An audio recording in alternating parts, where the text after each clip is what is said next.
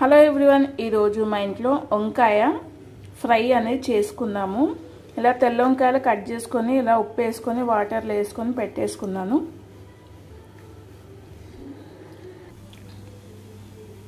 పొయ్యి మీద ఒక కడాయి పెట్టి దాంట్లో కొద్దిగా అంతా ఆయిల్ అనేది వేసుకున్నాను. ఆయిల్లో జీలకర్ర వేసుకొని ఇంకా జీలకర్ర మీద మంచిగా కాగింది కదా, ఇంకా దీంట్లో అయితే వంకాయ అనేది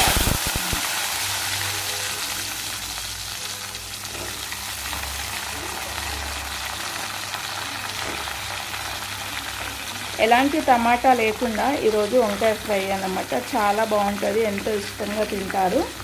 వంకాయలో నేను ఫ్రై చేసుకుంటాను, గుత్తి వంకాయ వేసుకుంటాను, అలాగే వంకాయ టమాటా మెంతం చేసుకుంటాను. వంకాయ ఆలు కూడా చాలా బాగుంటుంది అన్నమాట. కాంబినేషన్ మనకైతే సూపర్ ఉంటుంది.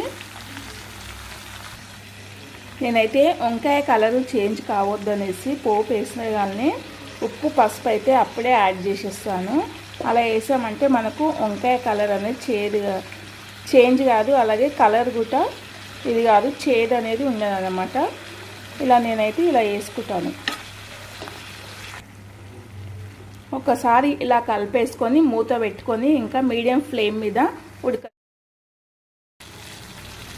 చూడండి. మీడియం ఫ్లేమ్లో చక్కగా బ్రింజాలు అయితే మనకు వంకాయ ఒక 80% ఉడికిపోయింది. ఇంకా దీంట్లో అయితే నేను కొద్దిగంత అల్లం వెల్లుల్లి పేస్ట్ వేస్తున్నాను.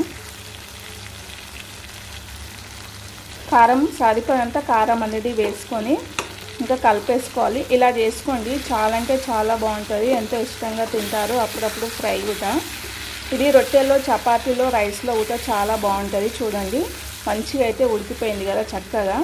ఇంకా నేను దీంట్లో అయితే ఇంట్లో మిక్సీ పట్టేసుకున్న మసాలా ఉంది కదా, అది అనేది ఒక 2 స్పూన్స్ వేసుకుంటున్నాను.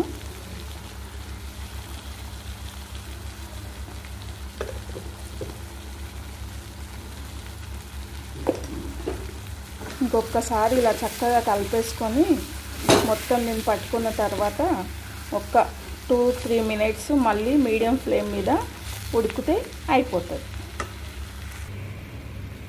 ఎంతో సింపుల్గా యమ్మీ వంకాయ ఫ్రై చూడండి. తెల్ల వంకాయ ఫ్రై ఎంత బాగుంది, చూస్తుంటే నోరైతే ఊరుతుందన్నమాట. ఇంకా వేడివేడి అన్నంలో ఇంత నెయ్యి వేసుకొని వంకాయ ఫ్రై వేసుకొని పక్కన ఇంత పప్పుచారు వేసుకొని తింటే అబ్బా టేస్టే వేరబ్బా. మరి నా వీడియో ఎలా అనిపించింది? నా వీడియో కనుక నచ్చితే ప్లీజ్ లైక్ చేయండి, సబ్స్క్రైబ్ చేయండి, కామెంట్ చేయండి. ఇంకో వీడియోతో మీ ముందుకు వస్తాను.